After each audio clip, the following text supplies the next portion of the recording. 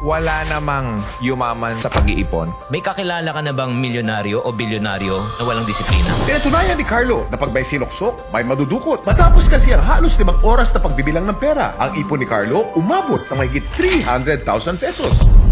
Marami sa mga kababayan natin na kahit anong laki ng kinikita at sinesweldo ninyo, hindi pa rin kayo makaipon, hindi pa rin kayo makapag-umpisa ng sarili ninyong negosyo kasi napaka-waldas ninyo sa pera. Tao ang problema. Exactly, yung taong humawak ng pera. Ubus na ba lagi ang sahod mo? Gusto mo bang may matira pa kahit kaunti para hindi ka feeling naghihikahos? Huwag kang mangangarap na maging milyonaryo ka kung hindi ka marunong mag-umpisa at magpalaga ng piso. Kung ano yung sinasabi mo, ibinubuhay mo siya eh. Ang puhunan mo lang ang talino mo. Yung puhunan mo lang laway. Kung maubusan ka ng laway, nung pinasang baso ng tubig, bawi ng puhunan. Marami kasing mga tao magagaling eh. Bakit mo pagyayamanin ang ibang tao kung kaya mo pagyamanin ang sarili mo?